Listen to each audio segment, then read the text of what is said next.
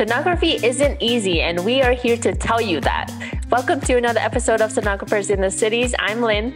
And I'm Giselle. Thank you so much for tuning in and or watching. If you're watching this on YouTube, please subscribe to Giselle's YouTube channel for our previous episodes, future episodes, and more content from Giselle. Yes. Why do I sound like a news anchor? That was perfect. Really? Oh yes. My gosh. You guys were trying new things for intro and great intro. I liked it. I'm like, where do you go? Okay. You did a good job. I learned it from my TikTok videos. Oh, good job. Good job. I liked it. Thank you. Yeah, sonography isn't easy. No, and there you have it, folks. The end. Just kidding. Yeah. We wanted to do an episode in between our episodes where we have OBGYN sonographer come on. So today we're going to talk about how to handle difficult exams, abnormal exams, all different kinds of difficult levels, from anything like miscarriage to having cancer or masses that you find, or patients who are really hard to scan because they've got a lot of bowel gas. How about those patients that aren't in the perfect position for you to scan, or patients who need help getting onto the gurney? So today we're just going to talk about how to handle some of these situations, and we'll talk about some of our experiences and difficult situations we've been through. So hopefully you can see that it's not all rainbows and butterflies when it comes to ultrasound, and it is going to be tough, but at least you have this warning for you in advance, knowing that, yeah, there's going to be hard days, but we all get through it. So today's episode is for those who are having a hard time or having difficult scans. And Lynn and I are here to tell you it's okay. Yes.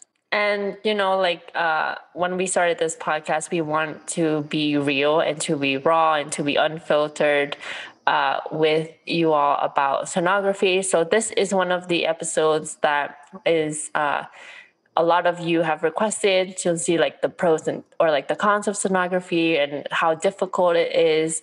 So this episode is why we're doing it. Yeah. And Giselle, what have you learned about doing difficult exams? Let's start do you remember your first difficult exam, and how did you react to it, and then what did you learn from it? Okay. For your future. I don't remember my first per se. Honestly, when you first start off in clinical or ultrasound, right? Everything's really hard in general, every single patient you scan, you were like, how do I find what I need to find almost? Mm-hmm. And when you're thrown into a hospital setting, that makes it incredibly more difficult. So for those people who are in hospital settings, every single patient is kind of difficult because of the setting you're just in general. But if you're an outpatient, you see a lot of things that can be really hard to handle, like cancer or, abnormalities when it comes to babies and things like that. But I remember just thinking, oh my gosh, how am I going to do this? This is so hard. And you want to get the picture that you're supposed to get for your protocol, but there are so many factors in the way, like bowel gas, or this patient's in pain and they don't want me to touch them. How do I perform the exam that way? Or this patient is really combative and they don't want me to scan them. And that's really difficult in a sense where I can't even do my job. So in clinical, I remember having my preceptor there, and she would help me through that process. And as I watched her scan and see how she handles situations, that's what helped me become better. But I just want to start off by saying, in general, difficult and abnormal exams make you a better sonographer. Not everyone is going to be an easy scan. And even if you get a bunch of easy scans, that's great. But are you really getting skills that you need from those exams? Because, hey, it's an easy scan. Cool, got through it. But once you have an abnormal exam or a hard and difficult exam, you're learning from that situation. And so I think having these kind of exams are actually important. And when I had my first, difficult exams, I really was just I don't know how I'm going to get through this. So you guys will probably feel the same. And I'm sure you felt and I feel did. the same. That was the nod of like resignation. I'm like, yes, I agree. Happened to me. Yeah. What about you? Since you're like still kind of learning and going through everything, like how do you feel handling difficult? So, like you said, like it was my preceptors who helped me, like by watching them deal with their difficult exams, I learned how to approach it and their way, because they've been in the field for so long and it's so normal to them. They're like, biogas, difficult exam, done.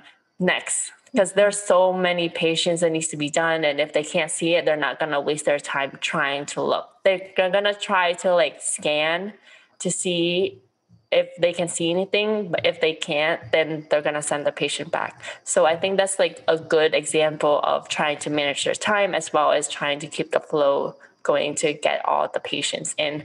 Another thing I learned is to have a good poker face. So far it's really good that we're wearing masks, so I don't have to be like, oh my goodness, I see an aneurysm in the aortic valve or something. But that's another preceptor in a different clinical site told me, she said, just keep a straight face and just keep scanning, and then we'll just let the doctor know. So it's just, everyone has a different tip, and I'm gathering all of it and, trying to see where I end up as my future job and just adjust accordingly. Yeah. So, yeah. That's great advice. Honestly, just keep scanning because you're not supposed to stop in the middle of the scan. Don't freeze. And I froze the first time. I was like, and the patient is watching me. I'm like, oh. I was like, I can't do anything. So a good poker face is for me, it's a very good advice because you're not supposed to tell the patient or have any reactions, any clues that the patient would be like, what did you see? Tell me, you don't want it.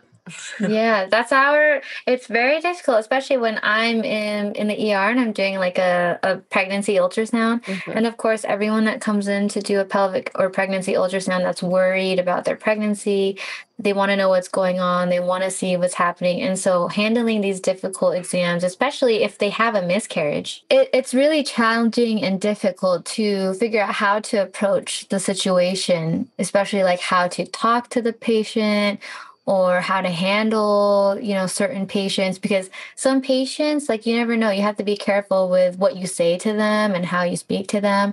And that's what could make ultrasound really difficult too. What kind of difficult exams or situations have you been through or seen so far? I have seen combative patients, very rude patients, or patients in pain, screaming the entire time, the moment they came into the room, the moment they leave. It's just difficult. Like, I can't blame them because they're like in pain and they have tubes in their bodies. It's just a lot. It's just, for me, when I thought about it, it just comes down to patient care, which is very important in hospital setting. And, it just depends on how you do it. I had one patient who she was waiting outside the room. I came out to pour her into the room and she was very rude with me, even though I didn't do anything, because she was frustrated. She was waiting so long because we had a patient before and then she was after, and she didn't even wait that long. She waited 10 minutes. But she was in so much pain and all that stuff. Afterwards, she apologized to me for being rude to me earlier. So, I appreciate it, but I also understand. So I was like, oh, that's okay. But it turns out to be really nice. Like when you're in the hospital, especially in the hospital setting, you see the worst of people because they're in pain. So they can't really control it. And I definitely don't blame them. And, you just do what you have to do just to get a diagnostic image. And if you can't, just let the doctor know and then you can try another time. Or if the patient doesn't consent it, you can't do anything. Yeah. Yeah, I always like to think of it as like we're not there to force anything upon these patients, especially if it's like one of those difficult exams where they don't want you to touch them or they're combative or they really don't want the exam. Then I'll I'll try to convince them a little bit, tell them like, we can't figure out what's going on unless you let us scan you, or the doctor really wants this exam so it can figure out what's going on. And you try to make the patient comfortable as much as you can, but they typically have the say at the end of the day. Now, if it's a patient who's like altered mental status, which is something that happens in the hospital setting a lot, or they're confused, the nurses will tell you to still do the exam. Well, if you are with a patient who, if it's a threat to you or your life, or someone that's combative, like you have to wait to make sure that that patient is calm and stable for you to do an exam. Like, never put yourself in a situation that, you could get hurt and things like that. And doctors usually will understand in the hospital setting, as long as you make note of it, you talk to the nurses, you talk to the patients and things like that.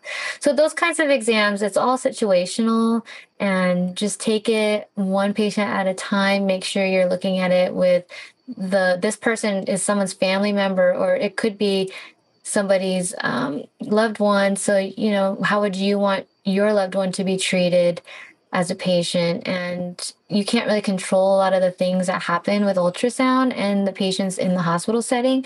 But even like with outpatient, if a patient is super gassy and you can't find something, or if they're really difficult because they're mad because, they're backed up and they took forever to get to them, you still have to do your best to comfort the patient, talk to them, because there's going to be a lot of hard days.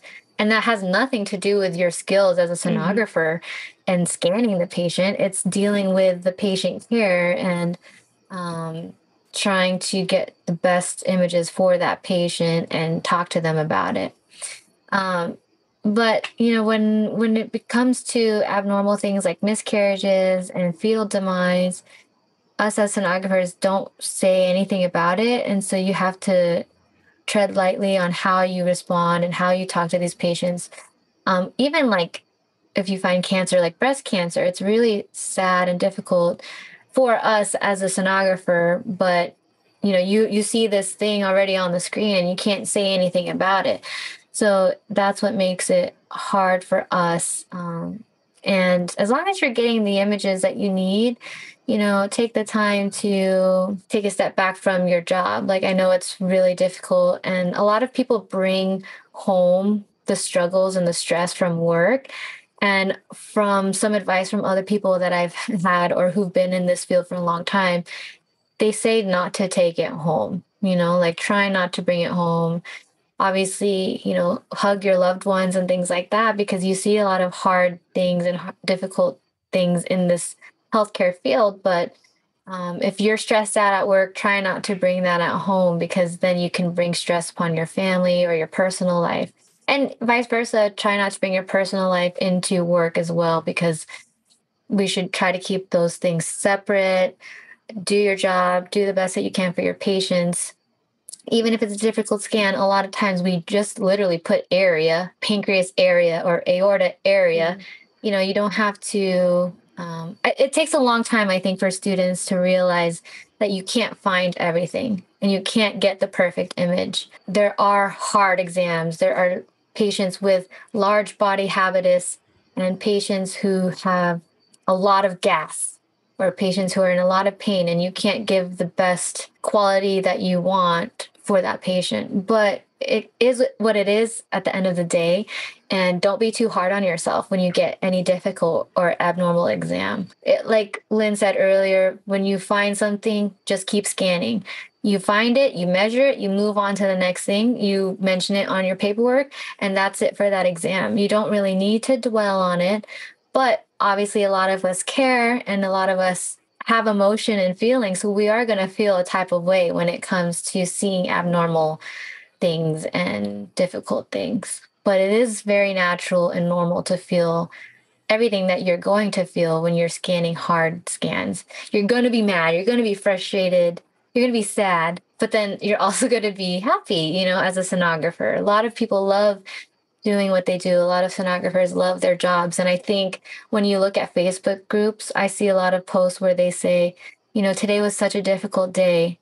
I had to, talk to patients who are crying and comfort them. but at the end of the day, it's still worth it to me. And that's a caring sonographer. Like that's somebody who I would want to scan my family. And I think if you guys go into this field with that mindset, the harder days, they get easier. I totally agree. It's tough. We're all humans with emotions, and there are things that we can't control. It helps that the mass is there. So, even if you're having a tear, it hides it.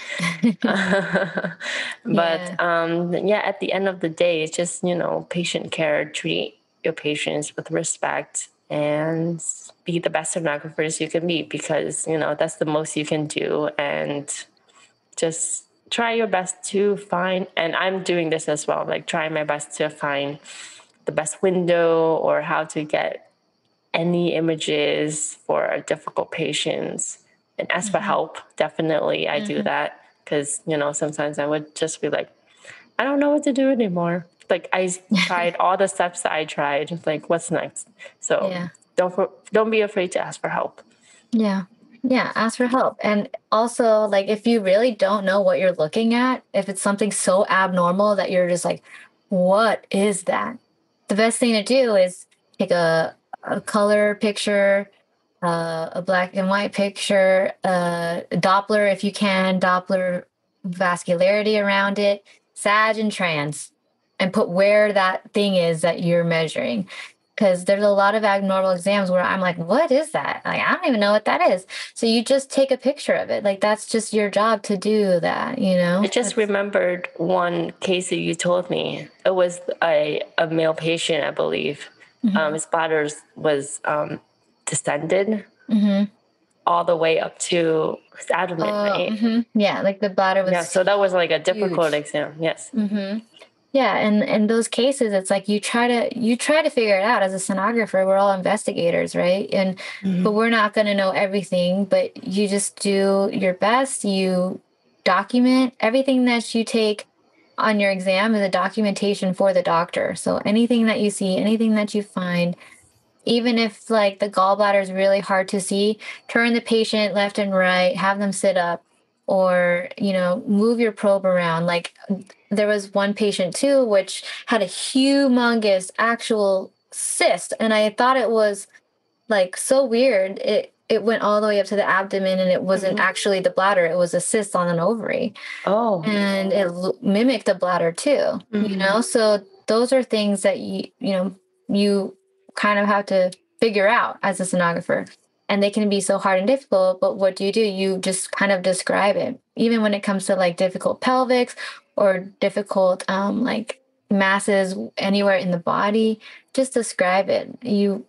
And once you're describing it on your like worksheet, that's after the fact of you already trying to keep your patient comforted and calm and comfortable, because one, taking care of the patient is already hard. And then two, scanning the patient and trying to figure out what you're seeing inside that patient, that's hard in itself too. So sonography is not easy, but we all do it. We all are capable. You guys are capable. Keep on learning, keep on asking your preceptors and mentors for help, and take everything that you learn in clinical and in lab, put it together, and then become the best sonographer that you can be, so that you can handle the difficult and abnormal exams. And let me tell you, there are sonographers who've been doing it for 20 years, and there are things that they've never seen before. Every day is a new thing where you can find something new or see something new. Just recently, we actually did like a tonsil. It was like a tonsil abscess drain, so there's little things that you've never seen before that you might see one day. And just know that you will have enough training and experience eventually to understand how to handle these situations. But there are going to be so many situations where you're going to be like, what do I do? How do I handle this? And you just ask your coworkers. That's me every day. Yeah. Like, oh no. What is this? As you get more experience, you won't have to ask as much, right? You'll be more confident. You'll understand what to do in those situations. But right now, obviously, you're like, what do I do? How do I do this? But so what I'm learning in all of this is that it takes time. Like once you graduate from your program, you don't immediately know everything. So it takes time. And that's like one thing that I'm telling myself now as I'm approaching the end of my program. It's like once I start working, I don't know everything. So I'm going to be asking questions, no doubt. Yep. Starting day one. Yeah, me and my coworker, we ask each other all the time, hey, what do you think about this ovary? Hey, this uterus looks weird. What do you think about it? You know, and if you're working somewhere with people like that, sonography, it becomes such a cool thing because you're all trying to figure out what it is, and you all have different experience, different knowledge. Some people have better strengths in certain exams, and you learn from each other. But it's definitely a field where you're going to continually keep learning and you won't know everything. I have some of you guys in our Discord who had your first day, and a lot of you guys are so hard on yourselves after your first day, you know, but remember, it's your first day. Like you're going to go in there not knowing a lot, but when you come out of this, you're going to know a lot. I promise you that. And Lynn over here, she's a testament to that because she's almost done. I'm done with clinicals. Yeah. Yes. She's basically a full-on sonographer. She just needs to graduate now. Yeah, I need to sit for my registries and then I'm done. Yeah. So, you know, do you remember your first day? You probably had no clue what you were expecting. Same with me. I had zero expectation because I didn't have any directions. Like, I went to the room or the floor. I was supposed to ask the front desk to guide me, and the first patient was screaming during a renal. And I was like, "You're like what?" Yeah, and that's when it was a difficult one. And my preceptor, she's been in the field for over 10 years. She's like, "Oh, I'm done." I was like, "What? You're not scanning anymore? You only took 2 images." Yeah. Wow. Yep. Yeah, she's just like, nope, she can come back next time when she's not screaming. I was like, wow, I aspire to be like this. Yeah, like as a student, you're like, I can do that, you know? But when you become a sonographer, you realize there are some battles you just can't win, and there's battles you just should not fight, you know? And there's organs that you just can't see. Like sometimes you just can't see the ovary, and that's okay. But we teach you guys as students that you are doing your best. You need to try your best to find everything. If you really tried your best and you really can't see it, you just can't see it. But you'll learn that eventually. When you become a sonographer, you'll be like, oh, can't see the pancreas area. Oh, you know? So at the end of the day, it takes time. And remember that there's a huge community out here to help you guys throughout your difficult and abnormal exams. Let us know because you're not alone. And hopefully you guys enjoyed today's episode. Yes, hopefully today's episode is helpful for you, for all of those who are wondering how difficult it is how difficult sonography is or how to do difficult exams. This is Giselle's and my personal experiences. Obviously, your experiences might be different, but overall, I hope we covered the gist of it. So I hope you enjoy this episode. Thank you so much for tuning in. Thank you guys. And, you know, just don't give up because it is hard, but you can do it. Yes. See you guys. You got this. Yeah. See you guys in the next episode. Thank you. Bye. Bye.